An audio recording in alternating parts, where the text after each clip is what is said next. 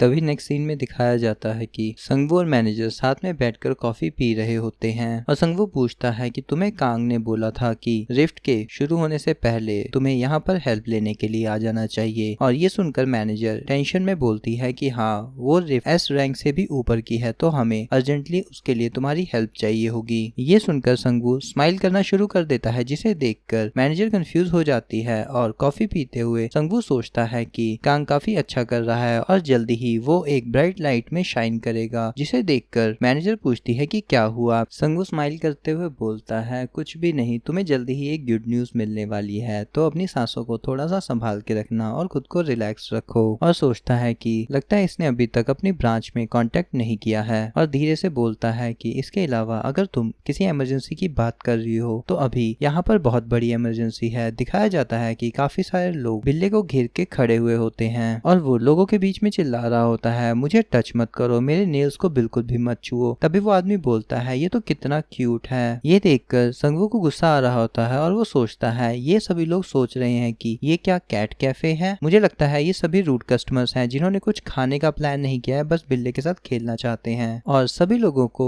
Cafe से बाहर निकाल देता है। वो लोग बाहर जाते हुए चिल्लाते हैं, ये तुम क्या कर रहे हो, तुम कितने ज्यादा रूड हो, क्या तुम्हें अपने कस्टमर्स के साथ ऐसे ही बिहेव करना है। संगवू ने धक्का देते हुए बोलता है कि हाँ, मैं कर सकता हूँ और उनके मुंह पे ही दरवाजा बंद कर लेता है और मैनेजर से पूछता है मुझे ये बताओ तुम भी एक हंटर हो ना। मैनेजर हैरानी से उसकी तरफ देखते हुए बोलते हैं कि हाँ, पर मैं ऑफिस में ही काम करती हूँ जब से मेरी अवेकिंग हुई है। ये सुनकर संगवू एक क्रीपी स्माइल करता है और बोलता है तुम एक हंटर हो, ये तो परफेक्ट है। ये देखकर मैनेजर थोड़ी कंफ्यूज हो जाती है और बोलती है इसका क्या मतलब है। और संगवू बिल्ले के सर पे हाथ फेरते हुए बोलता है तुम थोड़ी देर रेस्ट करो। और मैनेजर को जवाब देता है कि अगर तुम रेस्टोरेंट में आई हो तो तुम्हें कुछ खा लेना चाहिए। ये सुनकर मैनेजर बिल्कुल पैनिक कर जाती है और बोलती है नहीं, अभी हमारे पास बिल्कुल भी टाइम नहीं है इसका। ये सुनकर संगवू अपना एप्रन बांधते हुए सोचता है क्या मैंने उसे नहीं कहा था कि वो रिलैक्स करे। और मन में सोचता है काफी दिनों से यहाँ पर हंटर्स की गिनती बिल्कुल भी इंक्रीज नहीं हो रही है, पर ऐसा क्यों। जो मेरा खाना है उनकी एबिलिटीज को तो बढ़ा रहा है, पर वो धीरे धीरे बढ़ा रहा है और मेरा खाना जो है वो तुरंत खाने के बाद ही अपना इफेक्ट दिखाना शुरू कर देता है, जो कि बिल्कुल भी बुरा नहीं है। पर यहाँ पर हंटर्स की गिनती काफी धीरे धीरे बढ़ रही है, तो मुझे पहले कुछ लोगों को अच्छा खाना जल्दी जल्दी सर्व करना होगा। तभी टेबल पर हाथ मारते हुए वो पास जाकर बोलता है अच्छा, तो मुझे एक ये बात बताओ, मैं जानना चाहूंगा तुम्हें खाना सर्व करने से पहले क्या तुम्हें ठंडक फील होती है हमेशा, और हमेशा कोल्ड फील होता रहता है। जिसे सुनकर मैनेजर बोलती है ऐसा होता तो है, पर ओवर टाइम की वजह से अभी मुझे ठंडी बिल्कुल नहीं लग रही है और मैं तो अपने घर भी नहीं जा पा रही हूँ इस वजह से। और संगवू उसे चारों तरफ से देखते हुए बोलता है तुम बहुत ही ज्यादा अपनी बॉडी का इस्तेमाल करती हो, पर उसकी वजह से तुम्हारे गले और छाती में काफी कोल्ड फील होता है, जिसे तुम अच्छे से यूज नहीं कर पाती हो। ये देखकर मैनेजर कंफ्यूज हो जाती है और बोलती है क्या ये एक रेस्टोरेंट ही है ना, कोई फार्मेसी तो नहीं। और संगवू वहां से जाते हुए बोलता है कि मेरे पास कोल्ड बॉडी के लिए एक परफेक्ट डिश है, मैं 1 सेकंड में अभी आता हूँ। और मैनेजर एक डल लुक देते हुए सोचती है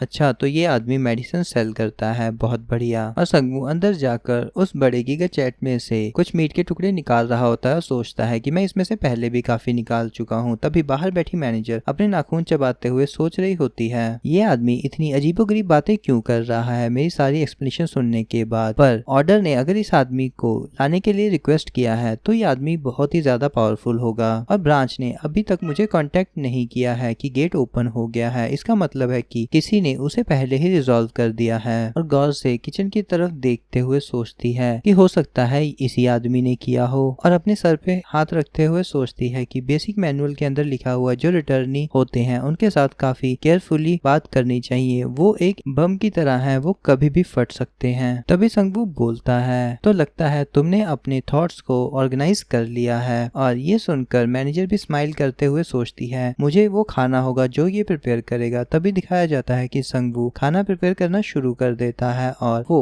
खाना प्रिपेयर करके डिश में लगाकर उसके सामने आ जाता है। मैनेजर उसे देखकर बोलती है क्या ये डिश क्लैम से तैयार करी गई है, देखने में तो काफी डिलीशियस लग रही है। तभी वो उन्हें कढ़ाई में डाल देता है और वो बोलता है कि हाँ, ये क्लैम कवर्स हैं और मैं इसका सूप बना रहा हूँ तुम्हारे लिए। मैनेजर हैरानी से पूछती है कि इतने बड़े साइज के क्लैम कब से आने लग गए। संगू हंसते हुए बोलता है इसे हेरागिस बोलते हैं, तुमने इसे पहले जरूर ही देखा होगा मुझे उम्मीद है। जिसे सुनकर मैनेजर बिल्कुल हैरान हो जाती है और वो बोलती है मैं तो शहर में पैदा हुई थी, थी तो मुझे इसके बारे में ज्यादा कुछ नहीं पता। तभी वो किचन में देखती है कि गिगाजेट का मुंह खुला हुआ होता है, जिसे देखकर वो अपना चश्मा सही करते हुए सोचती है क्या ये मॉन्स्टर क्लैम नहीं है, और वो टेबल पर हाथ मारते हुए खड़ी हो जाती है और सोचती है कि क्या ये पागल आदमी मुझे मॉन्स्टर खिलाना चाहता है। तभी ये देखकर संगू हैरान हो जाता है और पूछता है क्या कुछ गलत है, पर मैनेजर डरते हुए धीरे से बोलती है नहीं, पर मुझे कुछ भी नहीं खाना। ये सुनकर संगू बिल्कुल कंफ्यूज हो जाता है। तभी मैनेजर मुड़ते हुए अपने बाल नोच रही होती है और उसके पसीने आ रहे होते हैं। तभी वो डरते हुए सोचती है कि रिटर्नी जो होते हैं वो एक्सप्लोजिव की तरह होते हैं, मैं इसे रिफ्यूज नहीं कर सकती। अगर मैंने रिफ्यूज किया तो सब कुछ खत्म हो जाएगा और पूरा शहर तबाह हो जाएगा। तभी वो अपने ख्यालों को झटकते हुए अपना सर घुमाती है और इशारा करती है कि कुछ भी नहीं, मैं तो बस ऐसे ही कुछ सोच रही थी। और क्लैम कवर्ड रेसिपी के बारे में हमें बताया जाता है, जिसे संगू ने तैयार कर दिया होता है, उसे बाउल में सर्व कर रहा होता है, जिसमें वो थोड़ा सा अपना माना मिला देता है। जैसे ही वो प्रिपेयर हो जाता है वो उसे टेस्ट करता है और स्माइल करते हुए बोलता है ये इतना भी बुरा नहीं है, और डिश में लगाकर वो मैनेजर के सामने सर्व कर देता है और बोलता है ये अब तुम्हारा टाइम है इसे खाने का और बताने का कि ये कैसा बना है। मैनेजर डरते हुए उसकी तरफ देखती है और बोलती है ये तो काफी जल्दी ही प्रिपेयर हो गया।